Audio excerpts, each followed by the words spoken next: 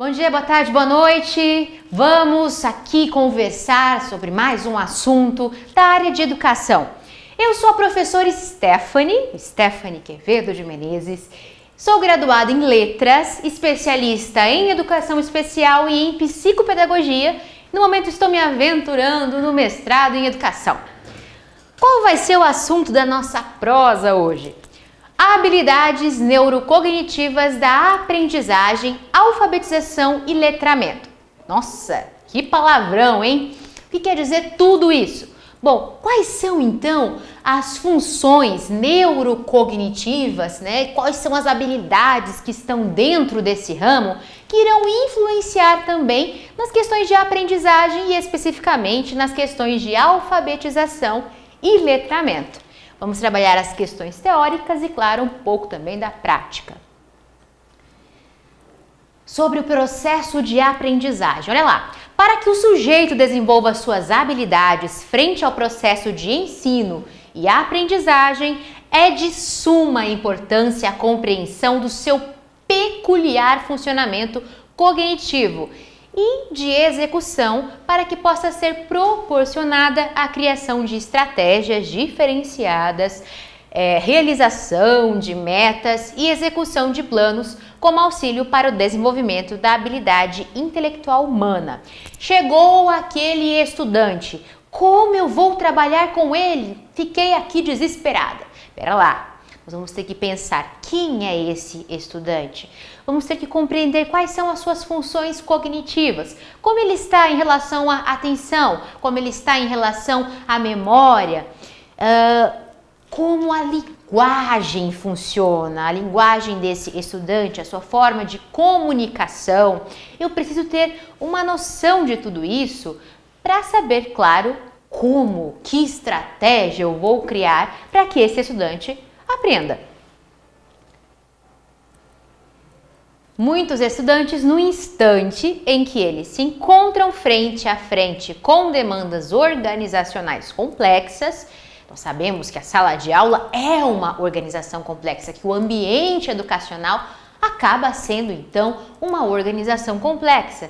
Se sentem normalmente imobilizados e frequentemente não conseguem executar as tarefas que lhes são solicitadas. Como assim? Alguns, por exemplo, não vão ter aquela ideia de que realização de tarefas ali, de sequência, pegar o caderno, abrir caderno, né, pegar a caneta, enfim, o lápis, pegar um livro didático, iniciar então o registro da lousa. Eles não vão muitas vezes ter essa noção do que seriam esses comandos e dessa sequência. Então até isso eu preciso verificar. E aqui, agora falando das funções atencionais. Como então eu vou manter a atenção desse estudante? Como? Que artifícios eu vou utilizar para isso? Que nós sabemos que em sua grande maioria os estudantes acabam diversas vezes perdendo a atenção. Até nós mesmos, tem pessoas que gostam aí de estudar ouvindo música e conseguem se concentrar muito melhor com fone de ouvido ali, outras não, outras precisam de um silêncio absoluto daquele ambiente para que consiga compreender o texto que está lendo. Então, eu preciso ali investigar esse campo do estudante.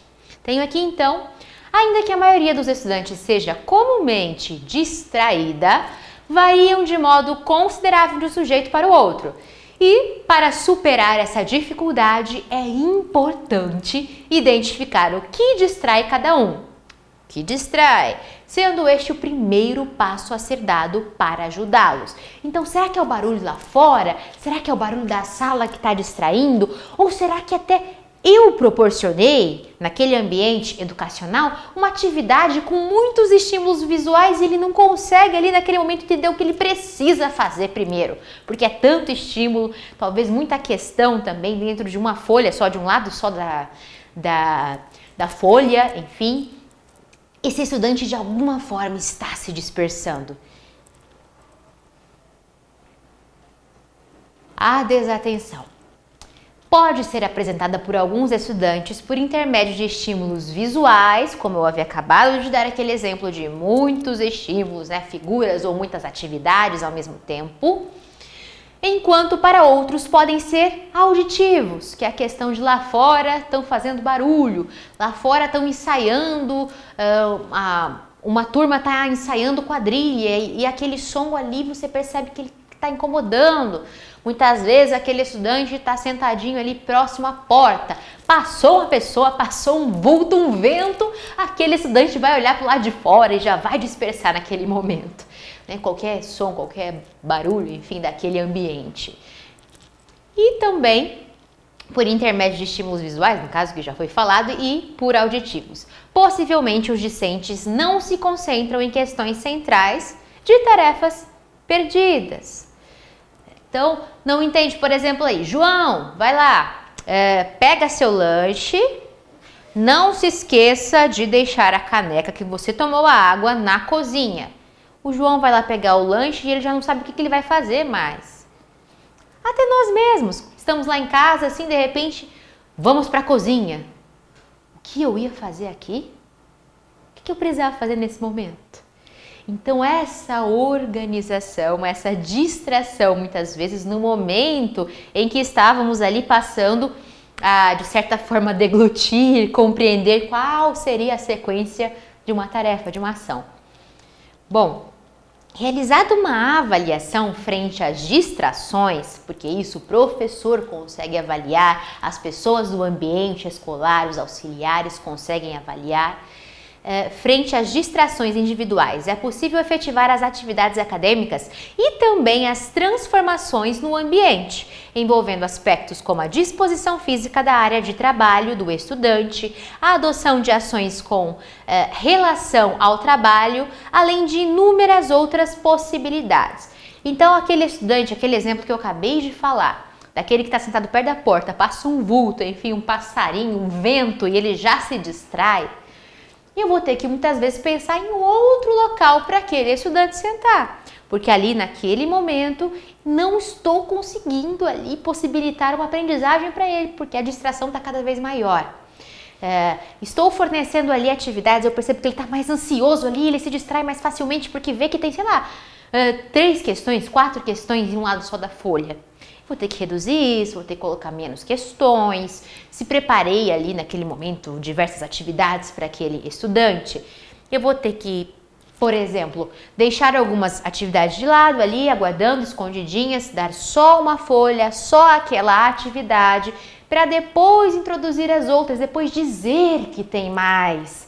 Porque aí aquele fato de saber, por exemplo, já está vendo que tem mais umas 5, ele vai querer fazer ele tão rápido, ou se dispersar mais rapidamente, porque ele quer terminar tudo, ele quer encerrar toda aquela tarefa. Então precisamos estar trabalhando com essas questões, até mesmo pelo fato, como já dito, da ansiedade.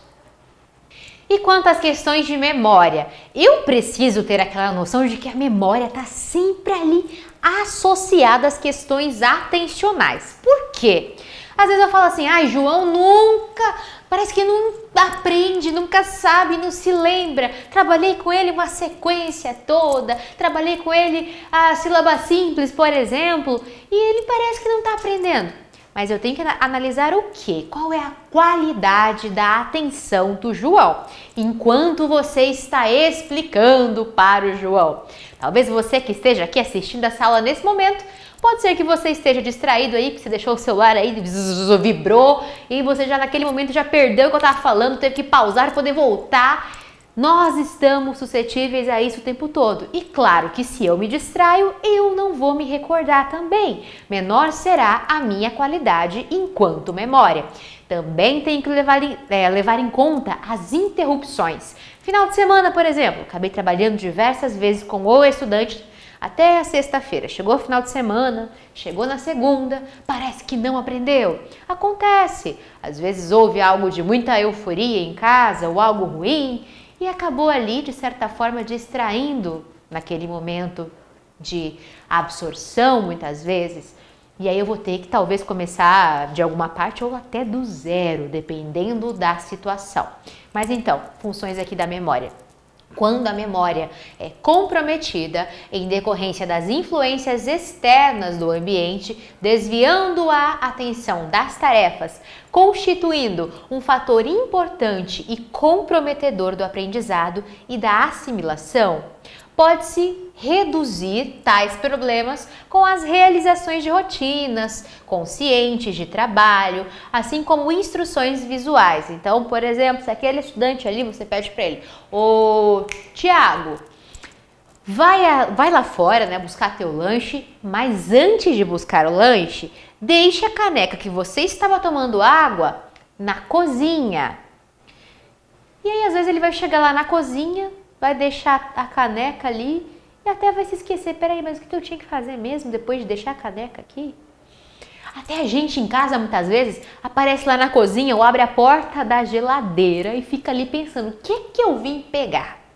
Então, esses períodos, esses lapsos, muitas vezes, de memória, o que nos ajuda? Bom, eu, Stephanie, trabalho com agenda. Eu não sou ninguém sem a minha agenda. Ali eu anoto tudo e mais um pouco.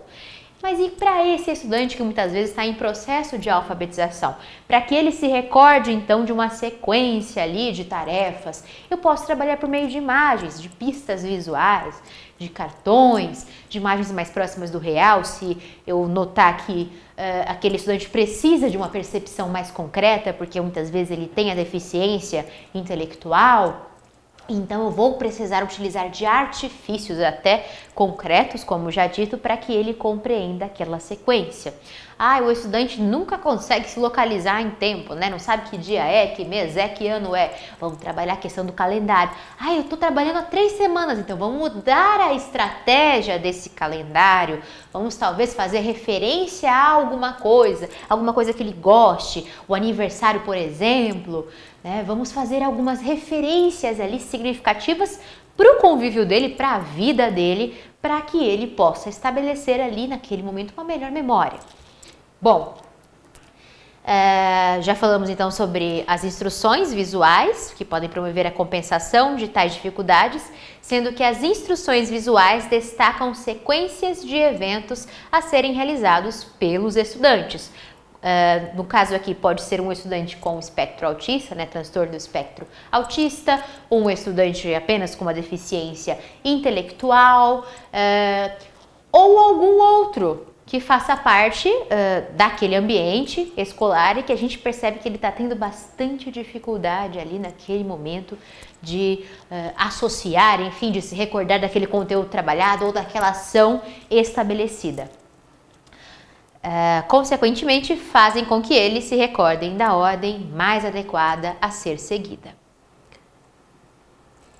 E nesse sentido, a figura visual estará sempre atualizada e concreta. Então não adianta, de repente o espaço da escola mudou. Esse estudante talvez não consegue se localizar naquele espaço e eu utilizo como referência de pista visual até para ele quando eu peço uma sequência, como por exemplo, vai ao banheiro e beba água, eu utilizo foto dos ambientes do banheiro, só a foto da frente do banheiro, pelo amor de Deus, não tira foto de estudante dentro do banheiro, só da frente do banheiro, e foto ali, por exemplo, do bebedouro, para mostrar para ele a sequência que ele deve fazer. Então, digamos que eu pedi: vá ao banheiro, lave as mãos, beba água e volte para a sala. Então, a foto da frente do banheiro, a foto do bebedouro e a foto da entrada da sala dele. Eu coloco ali numa ordem para ele, para que ele então compreenda a sequência que ele deve fazer naquele momento. Então, quando eu estabeleço isso, mas rolou uma reforma na escola, mudaram muito os ambientes, pintaram, enfim, reformaram, e eu ainda vou trabalhar com aquela imagem lá antiga, não vai adiantar nada, não vai ter significado nenhum para aquele estudante. Por isso que essas imagens concretas também têm que ser, no caso, atualizadas. E desse modo, então, ao passo que o empenho pela coordenação entre família e escola, apresentar crescimento, porque nós sabemos que tudo faz parte de um conjunto, professores, aqueles também que auxiliam nesse processo de aprendizagem, a coordenação, a direção, desde a pessoa muitas vezes que vai lá e abre a porta para as pessoas entrarem, aquela que serve o lanche, aquela que limpa o chão, todos são participantes daquele processo de aprendizagem, de ensino e aprendizagem daquele estudante. E no momento em que há um conjunto, claro que também com a família, porque se eu estou trabalhando estímulos concretos e visuais, eu posso, claro que eu não posso obrigar a família. Tem que fazer em casa mesmo, tudo que eu estou pedindo e fazendo aqui. Não posso obrigar, mas eu posso sugerir a essa família que dê continuidade aos estímulos visuais, porque está dando certo dentro da escola, talvez possa ajudar também na rotina, né, em casa, enfim, no dia a dia daquele estudante e reforçar, claro, aquilo que eu estou trabalhando dentro daquele ambiente. Então, quando tem essa parceria, essa compreensão, esse trabalho em conjunto, né? Não é um jogo de empurra, né? O problema não é meu, a coordenação talvez passa para um, a direção passa para outro, a família joga, fala que tudo é problema da escola ou talvez daquele professor. Assim não funciona. Essa desarmonia não funciona nesse processo de ensino e aprendizagem. Bom, então, maiores serão as chances dos estudantes aplicarem efetivamente o que foi aprendido, sejam em situações, contextos e ambientes diferentes, como dei o exemplo casa e escola. A utilização de abordagens parecidas, assim como o destaque em habilidades semelhantes, são formas pelas quais a família e os profissionais de educação poderão trabalhar para aprimorar e aperfeiçoar as habilidades da generalização. Quase que não saiu. Vamos lá. Funções executivas aqui rapidinho antes de falarmos sobre a alfabetização e o letramento. As funções executivas iniciam seu desenvolvimento já nos primeiros anos de vida e encerram seu processo de desenvolvimento e maturação ao final da puberdade. Então, essa fase é extremamente importante, decisiva, precisa de bastante estímulo. Bom, respondendo pelo processo cognitivo que é inerente ao planejamento e execução de atividades, a exemplo do controle de impulsos, iniciação de tarefas, memória de trabalho, atenção sustentada, dentre outros. Então, todos esses aspectos que nós já vimos até aqui, dentro dessa fase, nos primeiros anos de vida, até o fim da puberdade, que já houve ali uma maturação, são extremamente decisivos. Se você quer estimular, então aproveite essa fase que vai ser muito significativa, que vamos ter melhores resultados se o estímulo partir desta fase. E aqui então verifica-se ainda que a maturidade de tais funções no decorrer da infância enseja, oportuniza de forma gradual, aos poucos aí, a adaptação e o desempenho mais significativo para a iniciação, persistência e conclusão de tarefas, e tantas tarefas que nós conversamos hoje.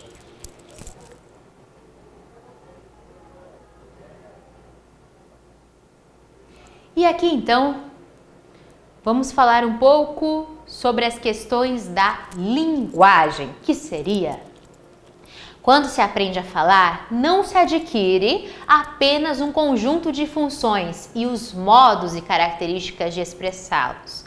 Nem isso ocorre em consequência do exercício de diferentes atos efetivos de linguagem ou de assimilação de convenções e do domínio de um formulário de policiamento da prática comunicativa.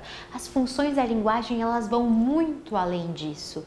Elas vão muito além, no caso, de uma linguagem verbal, de uma linguagem não verbal, que vão influenciar nas questões do letramento, que vão, claro, serem aí referências para a aprendizagem daquele estudante. Não adianta eu ensinar, por exemplo, um estudante a escrever uma palavra que ele não conhece, que não faz parte da rotina dele, que não faz parte do cotidiano dele. Ele vai ficar olhando para você com uma cara de paisagem, muitas vezes não vai entender absolutamente nada do que você está falando e manter o foco, então, o foco atencional, muito menos. Por isso temos que aproveitar aí essa bagagem que ele traz consigo, esse currículo oculto que ele traz consigo, para aproveitá-lo como mola propulsora aí para a gente conseguir levar o conhecimento. aqui ainda complementa, né, o autor aqui, ainda complementa que a função comunicativa da linguagem depende do sucesso com que se exerça a sua função construtivo, representativa e imaginativa. Sabemos que a linguagem também ela está aliada às questões do imaginário. Essas funções imaginárias, elas estão aliadas à expressão e à linguagem. Por isso, os estímulos têm que partir destas questões, das questões muitas vezes de abstração. A linguagem é uma atividade constitutiva, um processo contínuo de elaboração e reelaboração de categorias de valores e de pensamentos. Ele é contínuo, assim como vamos ver que o letramento ele só acaba quando uma pessoa vai a óbito ali, enfim, encerrou a vida, cruzou o cabo da boa esperança. Porque o letramento ele é o tempo todo, ele ocorre o tempo todo estamos abertos a aprender e, claro, a conhecer diferentes expressões. Já sabemos que quanto mais lemos, que quanto mais conversamos uns com os outros, acabamos aumentando também o nosso vocabulário e o conhecimento também linguístico, enfim, da forma escrita e da decodificação. Agora sim, falando especificamente sobre alfabetização e letramento. Trouxe aqui os dois conceitos, porque tem gente que acha que um é independente do outro e na verdade não é. Letramento é introduzido quando o sujeito nasce inserido em uma sociedade regida por materiais escritos e intencionais, o que perdurará mesmo que o segmento de alfabetizar seja concluído. Eu já alfabetizei aquele estudante, ele já escreve o nome, ele já consegue escrever frases. Bom, ele já foi letrado também, na verdade. Não, como eu já havia dito, pelo resto da vida você será letrado, pelo resto da vida você estará em processo de letramento. E como assim, então? Quando aquela criança nasce, né, enfim, ela está num ambiente familiar, muitas vezes, que utiliza rótulos ali, né, de alguns alimentos, enfim, de alguns produtos. Já começa desde a fralda que utiliza, do lenço umedecido, enfim, coisa cara, né?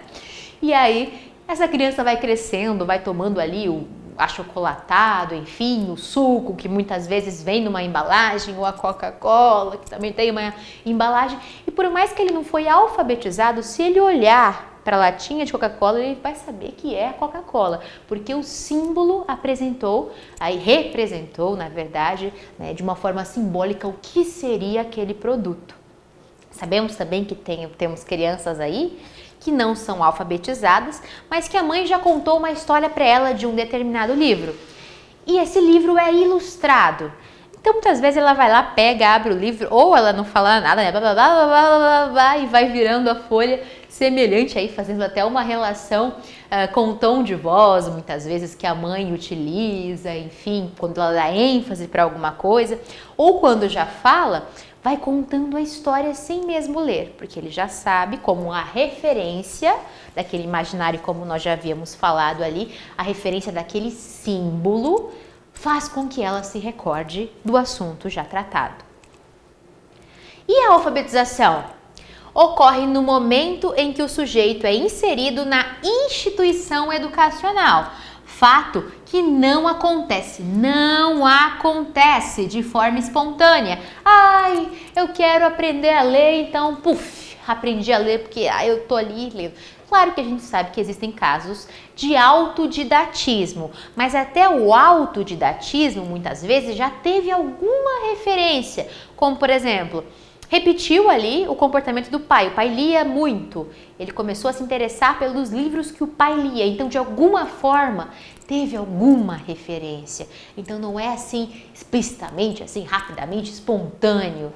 As coisas não funcionam assim em relação à alfabetização. Até porque temos que decodificar, enfim, para daí formar palavras, associar as questões sonoras, fonológicas, para que aí podemos dar algum significado para aquilo que está sendo lido. Bom, então, uma vez que é preciso apresentar-lhe o sistema alfabético, análise fonológica, relações de fonema e grafema, que é muito importante, né? B e V, ele precisa muitas vezes entender o que a boca faz para sair o som de B e V, certo? Então, por isso a relação de grafema, a relação de fonema, dentre outros aspectos linguísticos. Ok, já entendi o que é alfabetização, já entendi o que é letramento e sei que uma coisa está dependente da outra, que a alfabetização e o letramento caminham juntos. Porque, claro, para eu poder interpretar um texto, por exemplo, eu vou ter que ser letrada para poder entender em que contexto. Se tem ali uma linguagem figurada, para eu poder também compreender do que está se tratando, a que está se referindo. Agora, trazendo aqui um pouco mais para a prática, quais seriam as possíveis intervenções, né, dentro do ambiente escolar? Quando constatada a necessidade de recursos visuais, quando eu percebi, por exemplo, a questão de memória ou de atenção, eu vou precisar me utilizar de recursos visuais com aquele estudante, devemos dar preferência a imagens, tais como fotografias, que a gente já comentou sobre o exemplo da foto do bebedouro, da entrada do banheiro, da entrada da sala de aula, com poucos estímulos, as quais apresentarão maior legibilidade. Lembra também daquilo que eu falei, não adianta, né? Ele gosta do Batman, então eu vou utilizar as imagens do Batman para que ele faça uma atividade. Mas aí eu encho o Batman até do início da folha, no final da folha, do lado do nome dele eu ponho um Batman também, meu Deus do céu. Essa criança não sabe para onde ela vai olhar, por onde ela vai começar. Então, poucos estímulos. Consequentemente, contribuirão para uma efetiva compreensão, o que dependerá do nível de comprometimento intelectual, claro, daquela criança ou daquele adolescente, enfim. Outras questões aqui para você ter bastante atenção. Interesses dos estudantes podem ser aproveitados, porém não podem ser utilizados como único recurso atencional. Voltando à ideia do Batman, não sei por que estou com Batman na cabeça hoje. Voltando à ideia do Batman, toda a tarefa, né, todo exercício, toda atividade, eu vou lá e coloco a foto do Batman porque o estudante gosta do Batman. Gente, aí acaba sendo perigoso, porque no momento que uma atividade não tiver a foto, a imagem do Batman, aquele estudante pode fazer ali, né, pode dar uma surtadinha que não vai ser bonita. Então eu preciso sempre estar ampliando esse ramo de interesses, tá? Então assim, trabalhei ali com ele o Batman. Eu utilizei ali em algum texto que contava a história do Batman. Mas dentro dessa história do Batman, que foi utilizada para interpretação, digamos assim, que tenha sido utilizada em sala, dentro desse contexto do Batman, tinha o quê? Tinha estradas? Tinha carros? Então eu vou ampliando esses interesses, eu vou mostrando o que também tem em torno, né, em volta desse personagem, para que eu não esteja reforçando aí algo doentio para aquele estudante, meu Deus, eu não vivo sem o Batman, tudo tem que ter o bendito Batman. Porque nós sabemos que, né, enfim, o mundo, as coisas cotidianas não são assim, nem tudo vai apresentar ali o Batman para ele. Então eu também preciso estar tendo esse cuidado. Bom, faça uso de reforçadores pedagógicos positivos. Não faça reforçadores pedagógicos negativos, que tem professor que começa a humilhar o estudante achando que ele vai, né, de repente ali aconteceu um milagre, ele vai melhorar. Na verdade, não. Na verdade, você só vai estar baixando a autoestima dele e fazendo com que ele não tenha vontade de estudar. Então, reforçadores pedagógicos positivos. E claro, grifei aqui, fiz questão porque tem que ser pedagógico. Não inventa de dar comida. Mas ele gosta de balinha. Eu dei balinha para ele, aí ele fez a atividade. Aí eu te pergunto, você sabe quais são as condições nutricionais desse ou dessa estudante? Você tem ideia? Você tem ideia de como está aí o índice glicêmico daquele estudante? Não tem. Vai que você fica dando doce para aquela criança e ela passa mal. De quem vai ser a culpa? Agora, lanche da escola, né? Oferecido ali a merenda, aí já é de responsabilidade da escola, né? Tem toda uma organização para isso. Tem escolas que apresentam até o cardápio para a família ficar sabendo, que no caso daquele estudante não comer aquilo, enviar um lanche, enfim. Mas não invente de dar comida, de dar alimentos para aquele estudante. Aí eu nunca, né, utilizo reforçadores alimentícios, aí devia ter colocado nunca. As cores podem ser grandes aliadas no processo de alfabetização, porém, verifique se o educando não apresenta alguma sensibilidade visual. Tem estudante, por exemplo, que não gosta, eu percebo que talvez se eu usar o preto, uma roupa preta, você percebe que o estudante não gosta disso. Ou ele tem preferência por alguma cor, ou você percebe que talvez o vermelho ou o amarelo dentro de uma atividade, não sei, incomoda dentro de uma atividade de arte, por exemplo. Então eu tenho que evitar utilizar, obviamente, aquelas cores que incomodam. Como eu percebo isso? Porque eu estou naquele ambiente educacional, percebo? Percebo sim. Tem que ter sempre aquele olhar ali, né, pronto para detectar quais são as características desse estudante, quais são as suas necessidades. E seguindo, dê preferência por atividade de curta duração, aquilo que eu tinha comentado, faz uma atividade, guarda as outras, terminou, tá legal, agora dá a próxima.